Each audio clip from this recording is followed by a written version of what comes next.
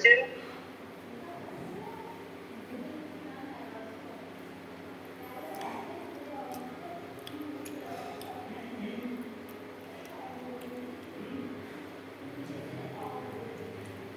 বুঝলো? এবার একটা কথা বলবো, যে ধরো আমি এখানে একটা পাত্রের মধ্যে বা বিকারের মধ্যে ধরো একটা লিকুইড আছে, এইটা দেখো কি লিকুইড, এটা ইন্টারফেস, এটাকে আমি ইন্টারফেস বললাম। এটা দেখো কি আমরা লিকুইড, এইটা দেখো কি উপরে আমার এয়ার আছে। এই যে সারফেস পার্টিকেলটা দেখো, যে এখানে লিকুইড স্টেটে দেখো মলিকুল গুলো খুব ক্লোজ কন্ট্যাক্টে থাকে। দেখো যেন ওয়াটারে যে ধরি, যে ওয়াটার দেখো লিকুইডকে যে মলিকুলের মধ্যে সেপারেশন খুব কম, তাই এই দিকে অ্যাট্রাকটিভ ফোর্সের ম্যাগনিটিউডটা বেশি। এয়ারে দেখো সেখানে তো ওয়াটার মলিকুল গুলো অনেক দূরে দূরে আছে গো, তাই তার জন্য দেখো একটা অল্প একটা উইক অ্যাট্রাকশন কাজ করে। কিন্তু এই আপওয়ার্ড ফোর্স ডাউনওয়ার্ড ফোর্স দেখো এখানে ব্যালেন্স করতে পারে না, মানে একটা আনব্যালেন্সড ফোর্স থাকে বলে আমরা যে কোনো লিকুইডের দেখো একটা সারফেস টেনশন মান পাই, যেটাকে আমরা উইথ রেসপেক্ট টু এয়ার, মানে এয়ার লিকুইড ইন্টারফেসের জন্য সারফেস টেনশনটা অ্যারাইজ করে। আমি এখানে বলতে পারি the value of surface tension, the value of surface tension এটা exist কতক্ষণ পর্যন্ত, যতক্ষণ পর্যন্ত আপ টু, যতক্ষণ পর্যন্ত একটা সারফেস অফ সেপারেশন থাকে, up to when a surface of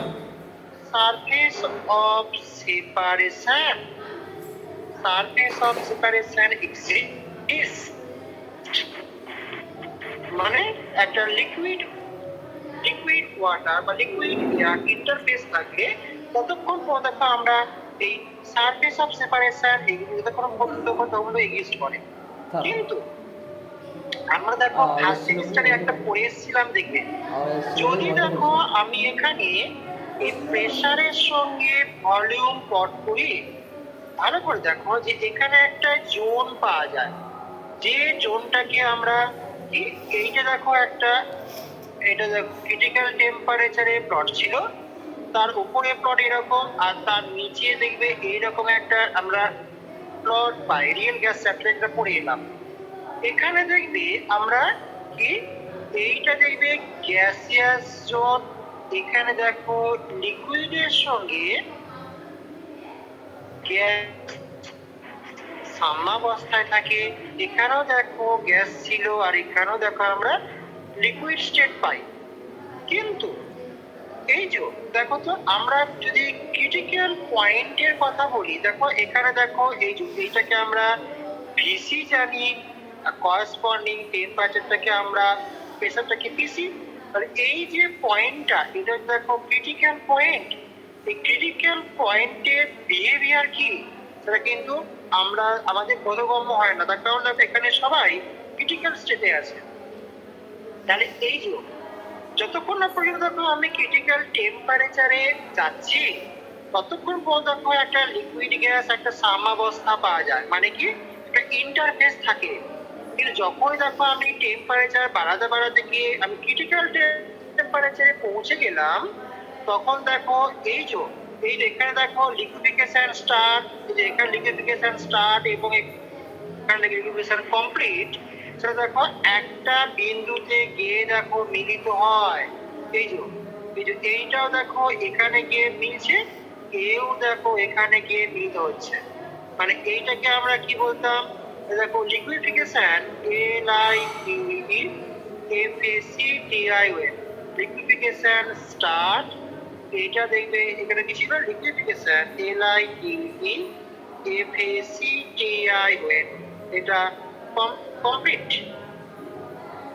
সেই দুটো দেখো একটা বিন্দু থেকে মিলিত হয়, মানে ক্রিটিক্যাল টেম্পারেচারে কিন্তু এরকম কোনো surface of separation between liquid and vapour পাওয়া যায় না।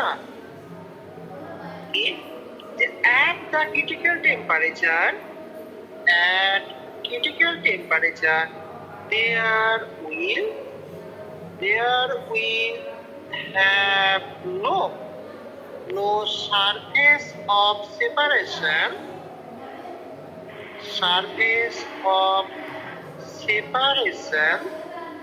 between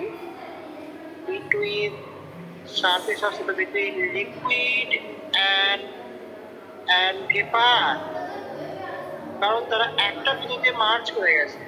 তাই এই যে কোনো সারফেস অফ সেপারেশন থাকে না বলে আনব্যালেন্সড ফোর্সও থাকে না, তাই সারফেস টেনশনের মানটা এই টেম্পারেচারে গিয়ে 0 হয়ে যায়। আর at T equal to Tc আমরা সারফেস টেনশনের মানটা 0 পাবো ফর অল লিকুইড। তাহলে ঘটনাটা কি জানালো গো, যে যত তুমি টেম্পারেচার বাড়াচ্ছ দেখো অ্যাট্রাকটিভ ফোর্সের মানটা কমে কমে যাচ্ছে, তাই সারফেস টেনশনের মানটাও দেখো কমে কমে যায়। কমতে কমতে গিয়ে যখন তুমি ক্রিটিক্যাল টেম্পারেচার গিয়ে পৌঁছে গেলে তখন এরকম এয়ার লিকুইড ইন্টারফেস থাকে না, মানে সারফেস অফ সেপারেশন থাকছে না বলে দেখো আমরা সারফেস টেনশনের মানটা 0 পেয়ে যাচ্ছি যে কোনো লিকুইডের জন্য ক্রিটিক্যাল টেম্পারেচারে। হ্যাঁ,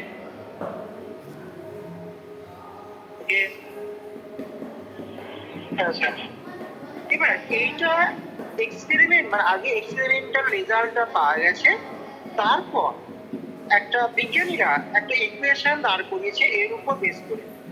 ইটপস Ramsay Shield according to Eotvos EOTEOS এরকম কোন পেয়ার আছে আবার, Eotvos Ramsay Shield SHIELD according to Itops Ramsey Shield equation, equationটা কিরকম, the surface tension into m by rho whole to the power with g equal to k, এখানে Tc minus T minus 6, এটা হচ্ছে Itops Ramsey Shield equation। এখানে দেখো তো mটা কি, the molar mass of liquid, molar mass of liquid, rota হচ্ছে density কত, যে ডেনসিটি অফ লিকুইড, আর এইটা দেখো কি সারফেস টেনশন গামা।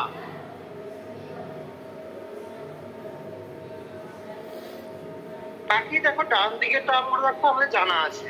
তাহলে এই ইকুয়েশন অনুযায়ী দেখো যদি আমি এখন প্লট ড্র করি, দেখো কি ভার্সেস কি প্লট ড্র করছি, আমি এই সমীকরণে এই গোটাটার সঙ্গে দেখো টেম্পারেচারে প্লট করছি। প্লট করলে কি হবে, এখানে দেখো gamma into m by rho whole to the power with এর সঙ্গে টেম্পারেচার প্লট করো। দেখো টি এর মানটা যত বাড়ে মাইনাস সাইন থাকার জন্য দেখো এটা সরল রেখা বরাবর দেখো ডিক্রিজ করে করে যায়, তাই তুমি এই রকমের দেখো একটা প্লট পাবে। এটা দেখো ডিক্রিজ করতে করতে গিয়ে কি হয়, যখন দেখো টেম্পারেচারের মান টি এর মান ওই সমীকরণ অনুযায়ী দেখো টিসি মাইনাস 6 আমি পাবো, মানে এইটা দেখো অ্যাকচুয়ালি কত, যে এখানে দেখো একটা টিসি আছে, তার থেকে দেখো 6 ডিগ্রি আগেই, মানে টিসি মাইনাস 6 যখন, তখন দেখো এই বাঁ দিকের পার্টটা দেখো 0 হয়ে যাচ্ছে। আমি তো বলতে পারি দেখো না, যে when t যখন দেখো টিসি মাইনাস 6, দেন দেখো gamma into m by rho whole to the power 3 সমান কত পাবো, দেখো এখানে টিসি, এটাকে আমি থার্ড ব্র্যাকেট দিলাম, এটাকে দেখো টিসি মাইনাস 6, আবার দেখো মাইনাস 6 দেখো একটা আছে, তাহলে এখানে কে দেখো এটা একটা মাইনাস ছিল না, তাই না, তাহলে টিসি মাইনাস কেসি প্লাস 6 মাইনাস 6, তারপর দেখো 0 পেয়ে গেলাম। তার মানে যখন দেখো টেম্পারেচারটা টিসি অপেক্ষা 6 ডিগ্রি আগে, এই সমীকরণ অনুযায়ী দেখো আমরা কি বাঁ দিকের মানটা 0 পাচ্ছি, যেহেতু m by rho whole to the power 3 এটা কখনো 0 নয়, সো আমরা বলতে পারি কি এইটা দেখো মাস্ট বি 0। তার মানে যে অ্যাকর্ডিং টু ইন্টারফ্যাক্সিস ইকুয়েশন আমরা দেখো যে ক্রিটিক্যাল টেম্পারেচার অপেক্ষা 6 কেলভিন আগে 6 ডিগ্রি আগেই দেখো কোনো লিকুইডের সারফেস টেম্পারেচারের মানটা দেখো আমরা 0 পেয়ে যাচ্ছি। তাহলে এখান থেকে কি বলতে পারি, তাহলে শো ইফ উই প্লট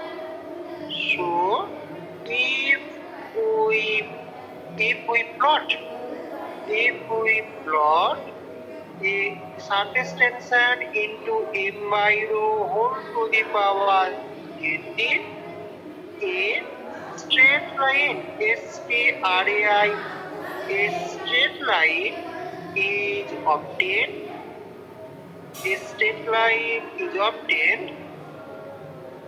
না প্লট এত ভার্সেস এত বললে ভালো হতো, এইটা ভার্সেস এইটা ভার্সেস টি ইজ অবটেন, তাই তো উইথ এ নেগেটিভ স্ট্রোক। দিয়ে প্লটটা দেখে দাও, তাহলে এখান থেকে বলতে পারি শো সারফেস টেনশন দেখো 0 at 6 degree before, মানে এক্স্যাক্টলি আমরা এক্সপ্লেন করে বলছি পিসি থেকে, কিন্তু দেখা যাচ্ছে কিনা এটা 6 ডিগ্রি আগে কি কিনা 0 হয়ে যাচ্ছে, 6 ডিগ্রি বিফোর ক্রিটিক্যাল টেম্পারেচার। তাহলে এইটা একটু ভালো করে পড়ো, হ্যাঁ। তাহলে এই হলো তোমাদের সারফেস টেনশন চ্যাপ্টারের পড়া, এটা পড়ো। কদিন পর এই চ্যাপ্টারের উপর একটা এক্সাম নেব, বুঝতে পারলে? সেটা আজকে কত তারিখ, আজকে 18 তারিখ, ভোটটা মিটে যাক, তারপর যদি পারো বর্ধমানে এসে পরীক্ষা দেবে, কারণ আমি বর্ধমানে কি পরীক্ষা দিতে চাইছি। ওকে,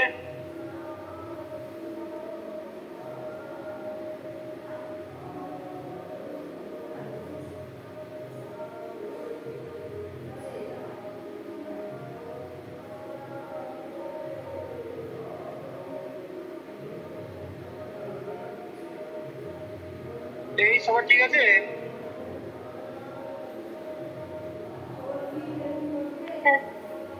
নেক্সট আমি একটুখানি বলি, হ্যাঁ ভিসকোসিটিটা একটুখানি বলি, কিন্তু আবার পরের দিন কন্টিনিউ করবো, আজকে টাইম একটু আছে তো, আর একটু পড়ি কি, হ্যাঁ। তাহলে এই হলো সারফেস টেনশন, এটা ভালো করে পড়ো, কারণ পরীক্ষা নেব। নেক্সট আসছি viscosity.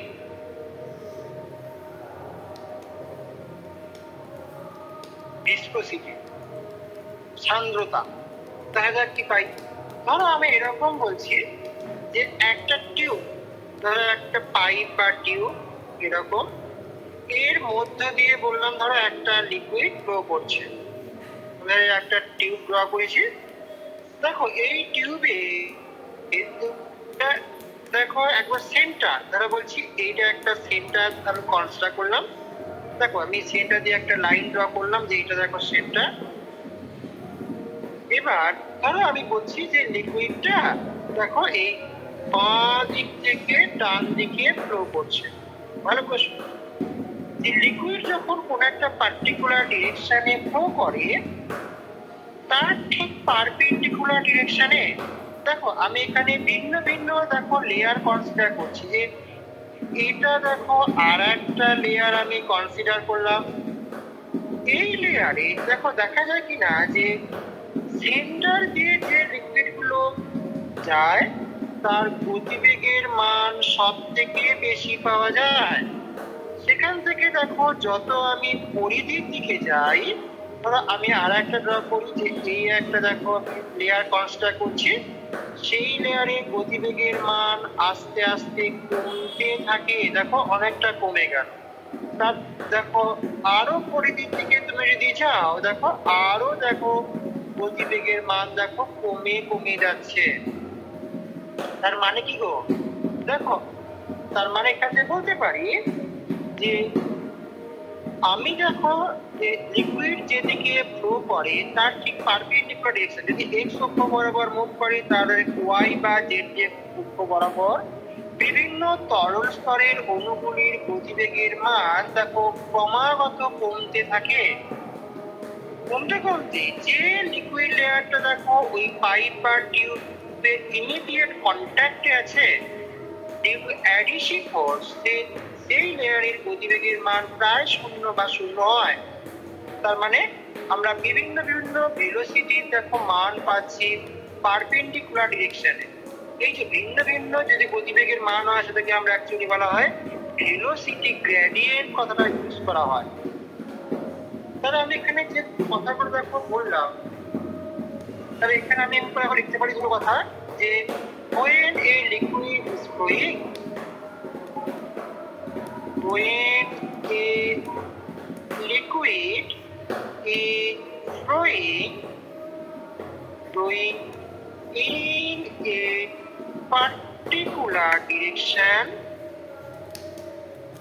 when a liquid is flowing in a particular direction, আমি ধরো এই এটাকে ডিরেকশন এটাকে আমি এক্স অ্যাক্সিস কনসিডার করলাম, দেন কি হয়, we get different velocity, দেখো তাই তো, in perpendicular direction, then we get different value in the different values of velocity in different layer, দেখো velocity in different layer, কোথায়, in perpendicular direction।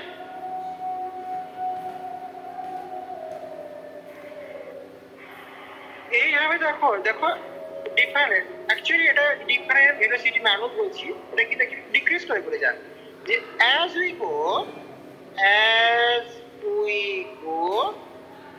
টুয়ার্ডস, দেখো ওই সার্কামফারেন্স পরিধির দিকে যাই, we go from centre to circumference, কি হয়, as we go from centre to circumference,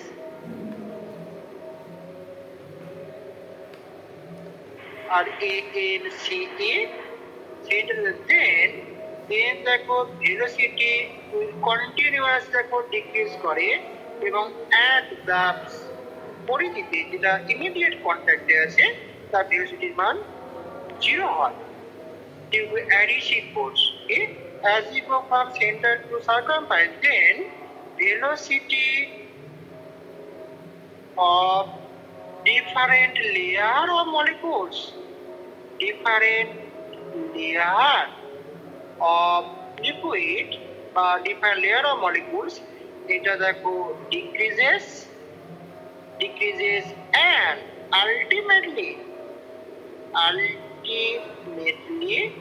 it becomes, এর মানটা দেখো it becomes 0, and it becomes 0 when the layer, যখন দেখো when the layer is in immediate contact,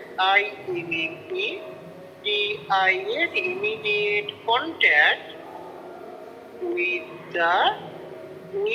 the solid, মানে glass surface বা কোনো সারফেসের মধ্যে দিয়ে, সরি এটা ডিউ টু অ্যাডিশন, ADHSI, অ্যাডিশনের জন্য দেখো এই ঘটনাটা ঘটে। ওকে,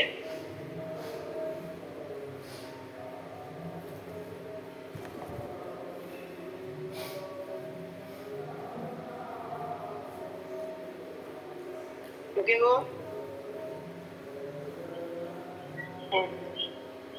এবার এখানে দেখো এই যে আমরা লিকুইডে যে ভিসকোসিটি করছি, লিকুইড স্টেটে কি হয়, মলিকিউলগুলোর মধ্যে সেপারেশনটা খুব কম হওয়ার জন্য সেখানে ইন্টারমলিকুলার অ্যাট্রাকটিভ ফোর্সের ম্যাগনিটিউডটা অনেক বেশি।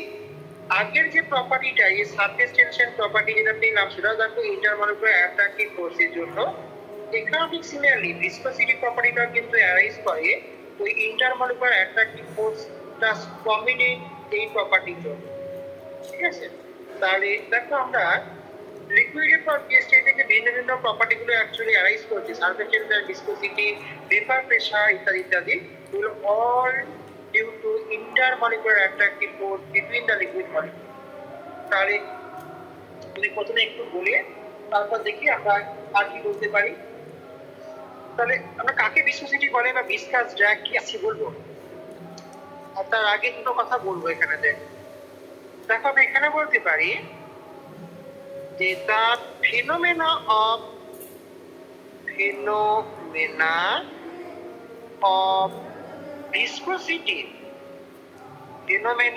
of viscosity of liquid এটা arises, এক কথায় বলতে গেলে দেখো arises due to the intermolecular attractive force, due to intermolecular attractive force between the liquid molecule, between the liquid molecule. তাহলে এক কথায় বলতে গেলে এইটা বলবো, intermolecular attractive force between the liquid molecule. যত ইন্টারমলিকুলার অ্যাট্রাকটিভ ফোর্সের মান বাড়ে ভিসকোসিটির মানটাও কিনা তত বাড়ে। যে অ্যাজ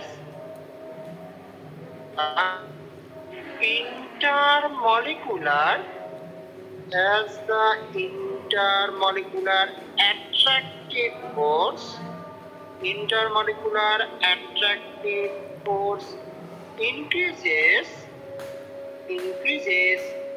viscosity of liquid, এটা also increases।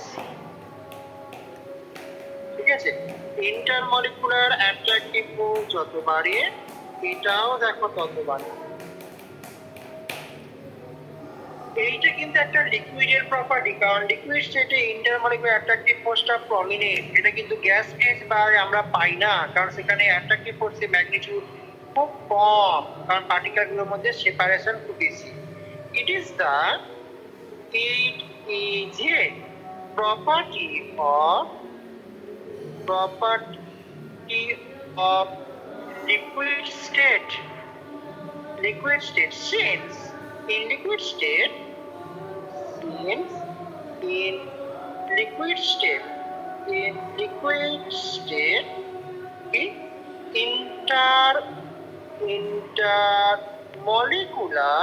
intermolecular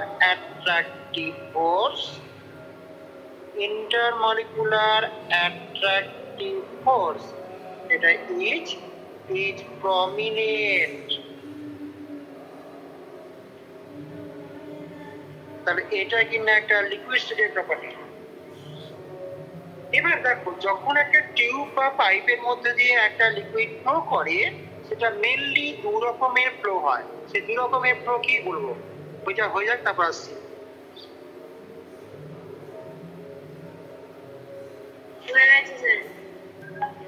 বেশ, নেক্সট আসছি দেখো তো, যে when a liquid ধরো একটা পাইপের মধ্যে দিয়ে ফ্লো করছে, যে ফ্লোটা কত রকমের হয় কি কি সেগুলো বলি। যে when a liquid is flowing through a tube হতে পারে or পাইপও হতে পারে, pipe, then the flow of liquid is two types, দু রকমের হয়। কি কি? এক নম্বর আসছে যে ধারারেখ প্রবাহ বা শান্ত প্রবাহ, laminar flow, LAMINAR, laminar for, আর streamline, STREAM, streamline flow।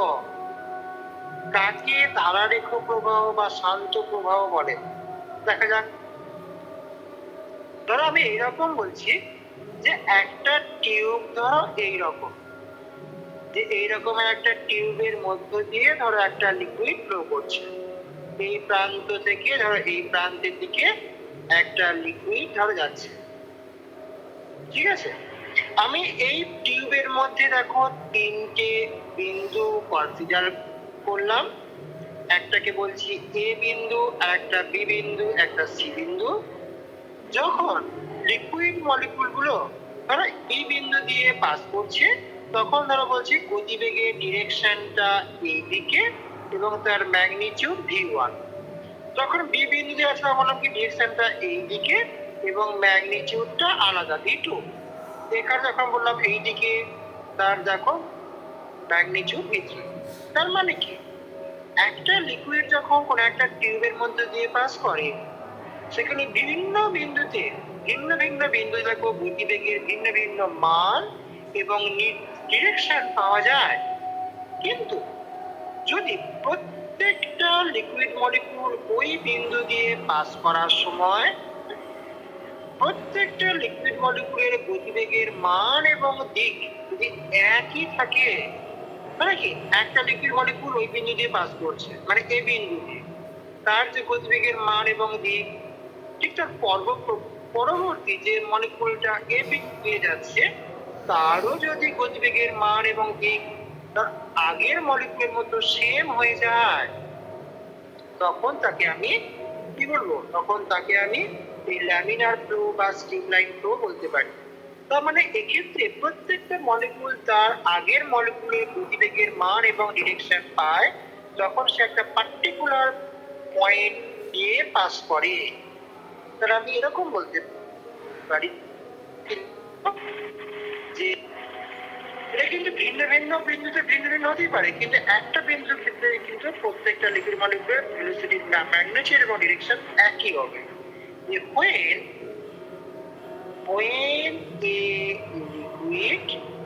when a liquid is flowing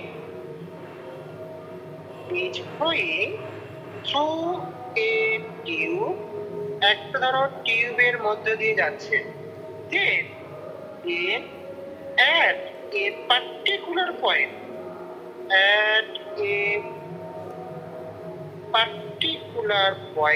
এই কথাটা খুব ইম্পর্টেন্ট, একটা নির্দিষ্ট বিন্দুতে at a particular point within a tube,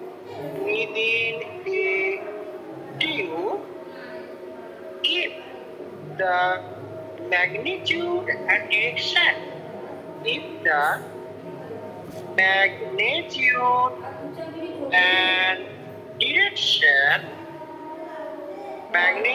and direction of velocity এটা কি of all the molecule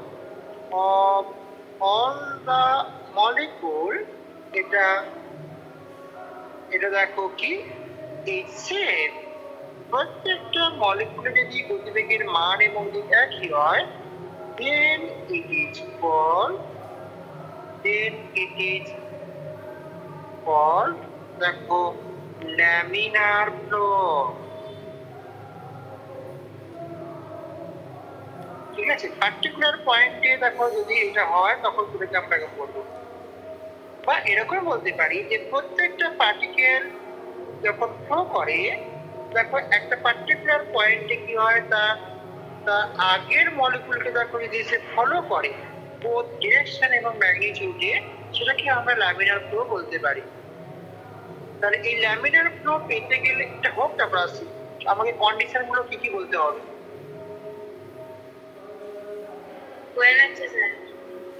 এই ল্যামিনার ফ্লো বা স্ট্রিমলাইন ফ্লো পেতে গেলে আমার ক্রাইটেরিয়া গুলো কি কি, যে টু গেট ল্যামিনার ফ্লো, তার আমাদের প্র্যাকটিক্যাল করতে হবে, তো তখন এগুলো জানতে হবে। টু গেট ল্যামিনার ফ্লো, এক নম্বর হচ্ছে কি লিকুইডের ভেলোসিটিটাকে খুব কম হতে হবে। যেমন দেখো না যে নদীতে যখন জল বয় তখন দেখবে তুমি গ্রীষ্মকালে নদীর জলের পরিমাণ খুব কম, গতিবেগে খুব কম, দেখবে আস্তে আস্তে স্লো মোশনে দেখবে লিকুইডগুলো দেখবে ওয়াটারটা দেখবে ফ্লো করছে, ধারার প্রবাহ, সেখানে কোনো ঘুরপাকও খায় না, কিছু হয় না। কিন্তু বর্ষাকালে যখন দেখবে প্রচুর জল নদী দিয়ে যায়, তখন দেখবে কি হয়, গতিবেগের মান বেশি থাকার জন্য দেখবে মাঝে মধ্যে ঘুরপাক খায়, ঘুরপাক খায় না? তাহলে ঘুরপাক খেলে কি হয়, অনবরত গতিবেগের মান এবং ডিরেকশন দেখো চেঞ্জ হয়ে যায়। এটা কিন্তু তখন ল্যামিনার ফ্লো নয়, তখন কিন্তু টার্বুলেন্ট ফ্লো বা অশান্ত প্রবাহ হয়ে যায়। তাহলে ল্যামিনার ফ্লো পেতে গেলে কিন্তু আমাকে প্রথম ক্রাইটেরিয়া হচ্ছে লিকুইডের ভেলোসিটির মানটা খুব কম হতে হবে। দ্য ভেলোসিটি কি laminar flow, the velocity the velocity of liquid is very low।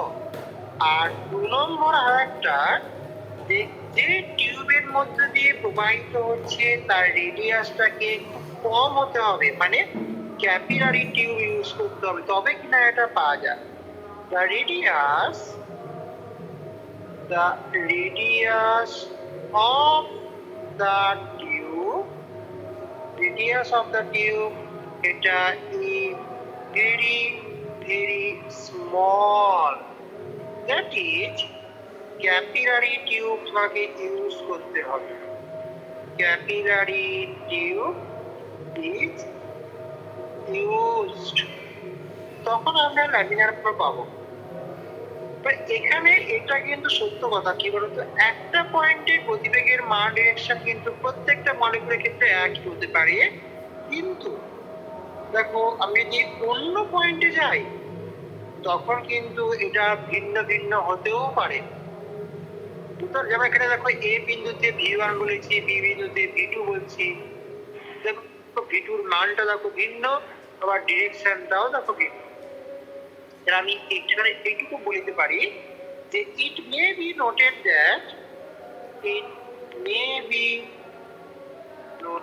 that কি, যে at a particular point কি, the magnitude and direction MAG NI की magnitude and direction of velocity of all molecule এটা দেখো same, এটা particular point, কিন্তু এটা দেখো ডিফারেন্ট হতেই পারে অন্য পয়েন্টে, বাট it may be এক হতে পারে, আলাদা হতে পারে, it may be different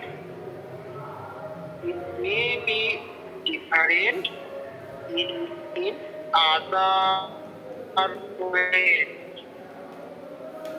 Okay,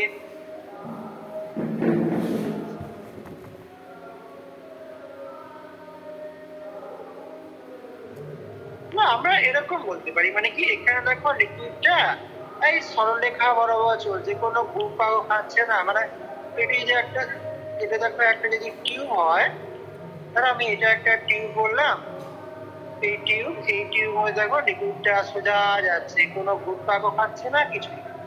আমি এরকম বলতে পারি, দেখো এই যে এখানে দেখো এই একটা লিকুইড সোজা গেল, এও দেখো সোজা যাচ্ছে, তাহলে এগুলো আমি কি বলবো, যে শান্ত প্রবাহ, ধারারেখ প্রবাহ।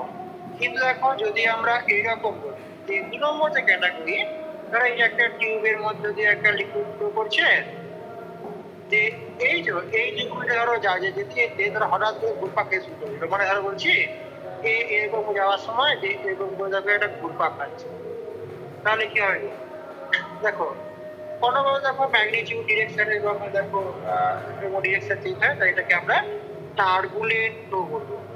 তাহলে 2 নম্বর ক্যাটাগরি দেখো আমি কি বলতে পারি, 2 নম্বর এটা টার্বুলেন্ট, অশান্ত প্রবাহ, TURBULENT, টার্বুলেন্ট। এটা বলে আজকে ছাড়বো, হ্যাঁ, যে কয়েকদিন আমি ডিসকাস ড্রাগে যাবো। তাহলে এখানে কি বলবো, দেখো যখন এটা কি হয় যে পার্টিকুলার পয়েন্টে প্রত্যেকটা লিকুইড মলিকুলের ভেলোসিটির ম্যাগনিটিউড এবং ডিরেকশন সেম নয়, দেখো এটাকে ইজ সেম বলেছিলাম, এখানে ইজ নট সেম, তখন এটাকে আমরা টার্বুলেন্ট ফ্লো বলবো। তাহলে আগেরটা কি দেখো তুমি করে কপি করে দাও, তোমাকে লিখে দেবে একটু, হ্যাঁ? তাহলে এইটা কি কি করলে হয় সেটা আমি বলে দেবো একবারে,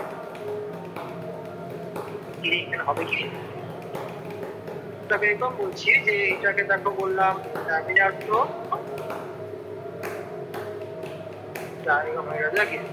when a liquid is flowing through a tube, then at a particular point within a tube, if the magnitude and direction of all the molecules is not shape,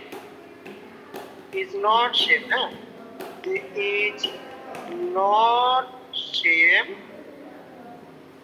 Is not shape, then it is called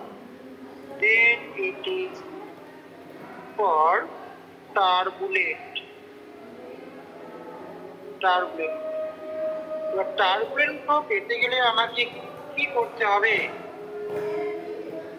ঠিক উল্টোটা, to get turbulent flow, এই ভেলোসিটিটা দেখা যাবে খুব বেশি হতে হবে, তবেই পাওয়া যায়। Velocity of the liquid is very high. আর ক্যাপিলারি রেডিয়াসটা দেখো, রেডিয়াস অফ দ্য টিউব, এখানে ক্যাপিলারি ইউজ করা যাবে না, রেডিয়াস অফ দ্য টিউব এটা ইজ লার্জ, তবে আমরা পাবো। ওকে,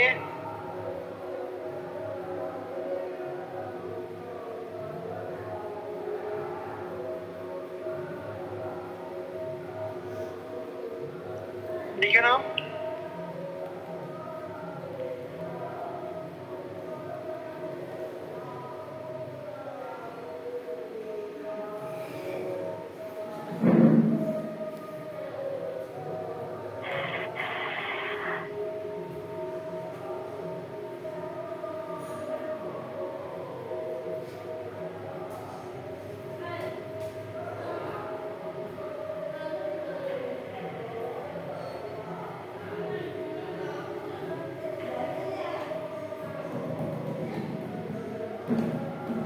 সময়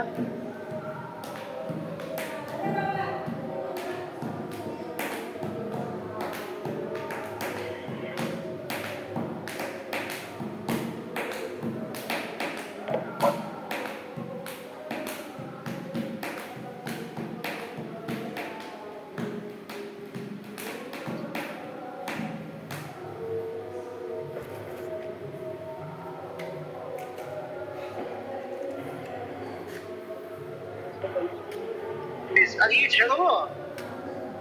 আর এরপর একটা টার্ম আসবে ক্রিটিক্যাল ভেলোসিটি কে বলে। আজকে এটুকু থাকবে, নেক্সট দিন সোমবার দিন পড়ছি, বুঝলি তো। নেক্সট এটুকুই থাকবে। নেক্সট ক্লাস আমি এরপর থেকে শুরু করবো, হ্যাঁ। নেক্সট ক্লাস আমি আপাতত লিখে রাখছি যে সোমবার বেলা 11টা থেকে বলবো, 11টা AM থেকে। যদি দেখি ইনকেস কারো হচ্ছে না, কারণ আজকে তো অনেকেই ক্লাস করছে না, বলে দেয় যে পড়া আছে বা কলেজ আছে, তাহলে কিন্তু সেই সন্ধ্যেবেলায় যেমন ক্লাস নিয়ে তেমন নেবো, হ্যাঁ। বেশ, এবার কার কি আটকেছে সেটা বলো দেখি। অন্যেটা কি বলছিল বলো। হ্যাঁ স্যার, আমি আগের দিনের একটা বুঝতে পারছি লেখা, ওটা স্যার হচ্ছে ওই ক্যাপিলারি রাইস মেথডে যেটা আছে না, সেই মানে ডিরেকশন দিয়ে থিটা ধরে করা হয়েছে। এবার স্যার এবার বুঝতে পেরেছি মনে হচ্ছে, কারণ আপনি ওই যে লাইনটা থিটা এঁকেছেন, যে লাইনটা দিয়ে সেটা পিছন থেকে এক্সটেন্ড করে বিপরীত কোণ থিটা করেছেন, সেইটার আপনি দুটো উপাংশ করেছেন, gamma cos theta gamma sine. আমি সেটা বুঝতে পারিনি gamma cos theta gamma sine থিটাটা কিভাবে আপনি ওই দিকে করবেন। আচ্ছা আচ্ছা, বেশ, ঠিক আছে। আর কারো কিছু বেশ, আজ না থাকে এটুকু পড়ো। আমি বলছি যে তোমাদের সারফেস টেনশনের একটা পরীক্ষা নেব, ঠিক আছে? সারফেস টেনশনের পরীক্ষা নেব, সেটা আর দুদিন যাক, তারপর আমি বলে দেবো। আর সেটা আমি বর্তমানে যারা অফলাইনে আসবে অফলাইনে পরীক্ষা দেবে, আর যারা আসতে পারবে না অনলাইনে পরীক্ষা দিও। সেই বিশেষত তোমাদের আমি বলি, সারফেস টেনশনের যে 10 ইয়ার্সটা দিয়েছি, আপাতত 10 ইয়ার্সটা খুব ভালো করে কভার করো, সব কোশ্চেন ওর মধ্যেই পাবে, হ্যাঁ। মাস্ট ফলো যে সারফেস টেনশন,